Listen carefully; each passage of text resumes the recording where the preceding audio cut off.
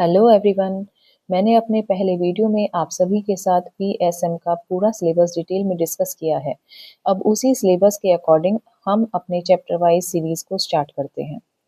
आज की सीरीज का पहला चैप्टर है जिसे हम डिस्कस करेंगे और इस चैप्टर का नाम है एपिडेमियोलॉजी। एपिडेमियोलॉजी पीएसएम का मोस्ट इम्पॉर्टेंट और मोस्ट स्कोरिंग चैप्टर है और इससे ज़्यादातर हर एग्ज़ाम में क्वेश्चंस पूछे जाते हैं।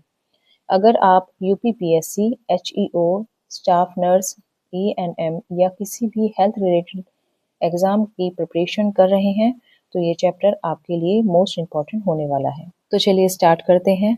एपिडेमियोलॉजी का मीन्स होता है किसी डिसीज़ का डिस्ट्रीब्यूशन और डिटर्मिनेंट्स का अध्ययन करना। अब हम इन्हें समझते हैं। डिटर्मिनेंट्स होते हैं वे कारण जिनकी वजह से बीमारी होती है, जैसे इन्फेक्शन, एनवायरनमेंट, लाइफस्टाइल और इम्यूनिटी इनमें शामिल होते हैं।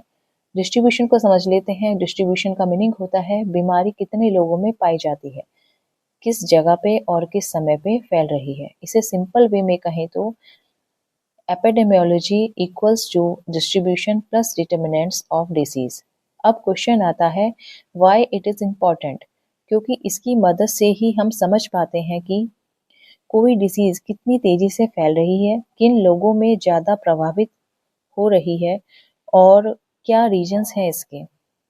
इसी जानकारी के आधार पर हम डिसीज़ का प्रिवेंशन, कंट्रोल और प्लानिंग करते हैं।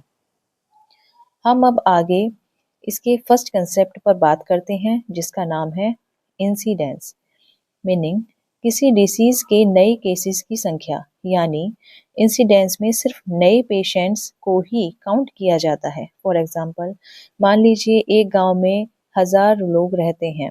अगर एक साल के अंदर उसी गांव में किसी डिसीज के 20 नए केसेस सामने आते हैं तो हम कहेंगे इंसिडेंस 20 पर 1000 पर ईयर है। ओके, अब हम दूसरे कंसेप्ट की बात करते हैं जिसे कहते हैं प्रिविलेंस। प्रिविलेंस मीन्स किसी डिसीज के कुल केसेस की संख्या।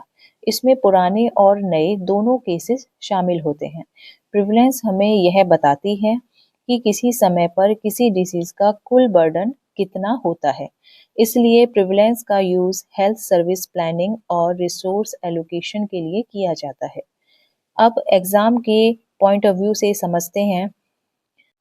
सबसे इम्पॉर्टेंट टॉपिक है इंसिडेंस और प्रिविलेंस का डिफरेंस। इंसिडेंस सिर्फ नए केसेस को बताती है और डिसीज की स्पीड दिखाती है, जबकि प्रिविलेंस टोटल केसेस के बारे में प्लस डिसीज का बर्डन भी दिखाती है। एक इम्पॉर्टेंट बात याद रखने की यह है कि प्रिविलेंस, इंसिडेंस और डिसीज की ड्यूरेशन दोनों पर डिपेंड करती है। अगर डिसीज लंबे समय तक रहती है तो प्रिविलेंस ज़्यादा होगी। अब हम बात करते हैं एप्लीकेशंस ऑफ एपिडेमियोलॉजी। एपिडेमियोलॉजी का यूज ओनली थ्योरी के लिए नहीं होता। इसकी हेल्प से हम आउटब्रेक्स को आइडेंटिफाई करते हैं, रिस्क फैक्टर को समझते हैं और प्रिवेंटिव मेजर्स प्लान करते हैं। इसी कारण एपिडेमियोलॉजी पब्लिक हेल्थ की बैकबोन मानी जाती है। अगर आप इंसिडेंस, प्रिविलेंस और बेसिक कंसेप्ट्स को क्लियर वे में समझ लेते हैं तो पीएसएम का फाउंडेशन स्ट्रॉन्ग हो जाता है। अगले वीडियो में हम एक और इम्पॉर्टेंट टॉपिक को डिस्कस करेंगे, डिटेल से डिस्कस करेंगे।